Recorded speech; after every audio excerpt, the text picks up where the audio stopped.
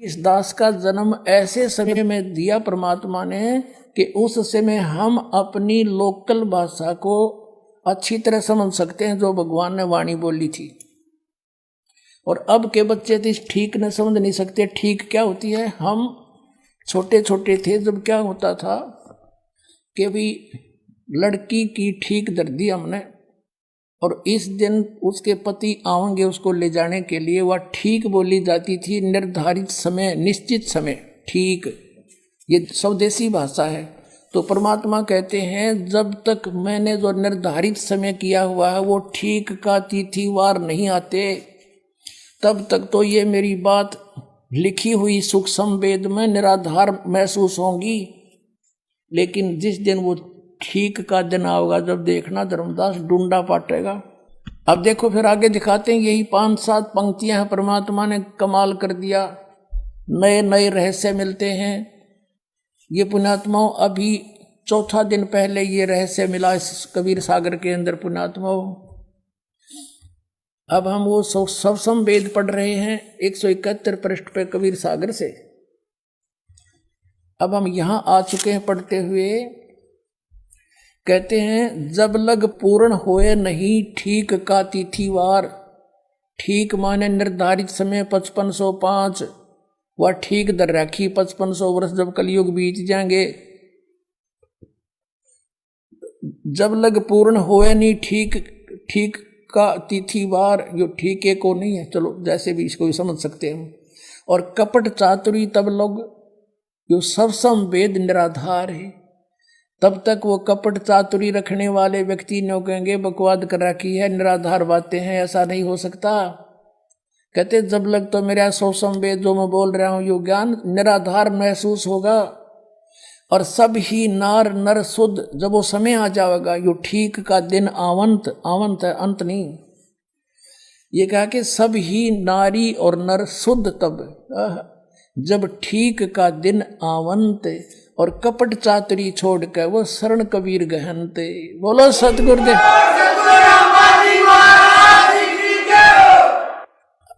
स्पष्ट कर दिया परमात्मा ने कि जब वो ठीक का दिन आ गया, वो ठीक का दिन अब आ चुका पुण्यात्मा, वो ठीक का दिन। कहते हैं सब ही नारी नर शुद्ध, यानी सब बुराई त्याग देंगे। हाहाकार मचरी, लूट खसोट रिश्वत खोरी, दहेज ले लेके एक दूसरे को सता रहे हैं। कहते हैं सब ही नारी नर शुद्ध तब जब ठीक का दिन आवंत, यू आवंत है। और कपट चातुरी छोड़ कर वो शरण कबीर गहनते। अब क्या बताया है कि एक अनेक हो गए, मेरी प्यारी आत्मा भिन्न भिन्न मजहबों में बट गई। एक अनेक हव गयो और पुन अनेक हो एक, सब मिलकर फिर एक होएंगे। और हंस चले सतलोक को सब सतनाम की टेक।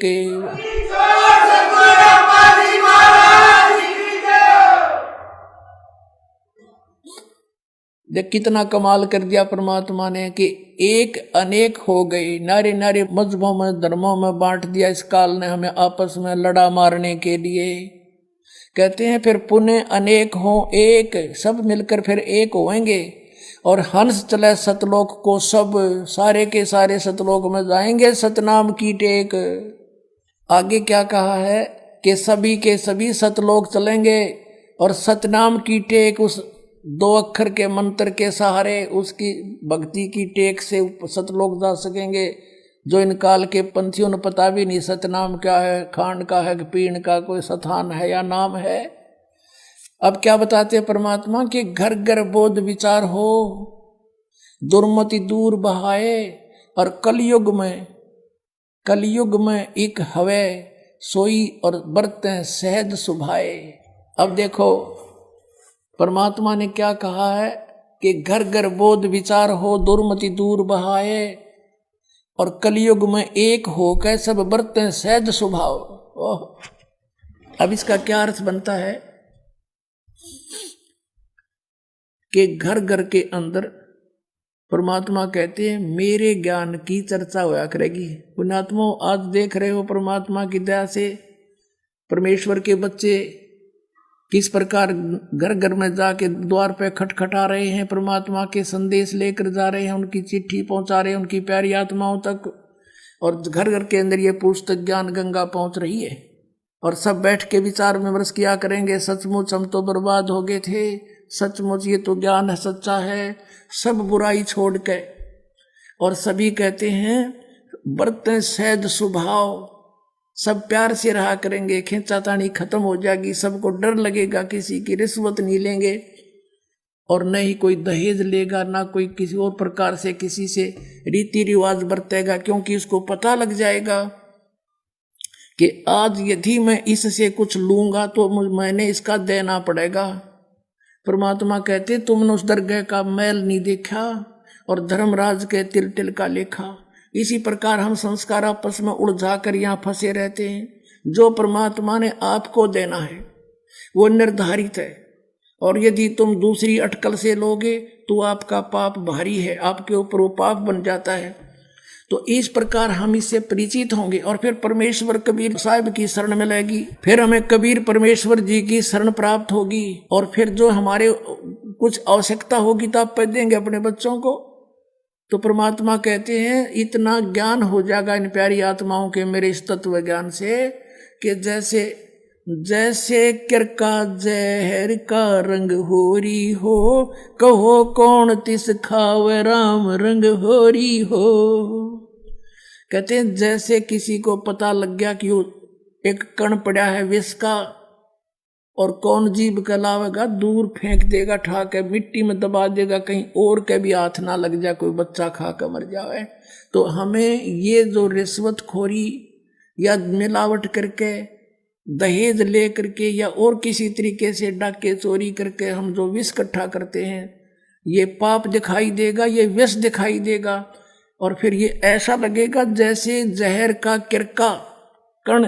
तो उसके बारे में बताया कि अभी बच्चों को पता को नहीं तुम ये गलती कितनी भारी कर रहे हो, और फिर ये विष है विष, और ये विष विष दिखाई देगा। जैसे छोटा बच्चा होता है, उसको पता नहीं इस बोतल में क्या रखा है, और वो लगा के मुंह पी जाता है। एक शराबी शराब पिया करता था, उसने पीकर बोतल कुछ वो अपने भूस में दबा देता था, तूड़े में, गेहूं के तूड़े में छुपा देता था। उसका एक छोटा सा लड़का देखा करता था, उसने सोचा कि पिताजी कोई खास चीज पीता है, तू भी पी ले पीछे से। एक दिन उसने क्या किया, तूड़ा 10 वर्ष का बालक था, उस भूस को हटाने लगा, उसमें कीड़े मारने की दवाई थी एक बोतल में, उसने वो निकाल ली। उसने सोचा ये वही है जो पिताजी पीता था, और लगा के मुंह के 2 घूंट भर गया, मर गया। वो पड़ी पाई बोतल भी उसके साथ में। तो पुण्यात्माओं जब पता लग जाएगा कि इसमें विष है, अब सभी हम विष खा खा कर दुखी पा रहे हैं, किसी की आंख फूट गई, किसी का बेटा मर गया, किसी की बेटी मर गई, कोई किसी दुख से पीड़ित है, कोई किसी भयंकर रोग से दुखी है। ये हाहाकार क्यों मचा हुआ है? क्योंकि हम अपने कर्म बिगाड़े बैठे हैं। हमने पिछले जन्मों में कोई ऐसे पाप किए हैं जिनके आज दंड भोग रहे। किसी की आंख फूटी पड़ी है, कोई काना है, कोई कोडी है, किसी की दोनों हाथ कट गए, किसी की दोनों टांग कट गई। तो फिर ये हमें जहर दिखाई देगा। तो उसके लिए बताते हैं कि जैसे किरका जहर का रंग होरी हो, कहो कौन तिस खावे राम रंग होरी हो। कहते ओरी माने खुशी होया करेगी, फिर कि जहर ने कौन खाएगा, राम नाम की ओरी, वो खुशी होया करेगी हमारे साथ, वो राम नाम की ओरी हम सदा खुशी मनाया करेंगे।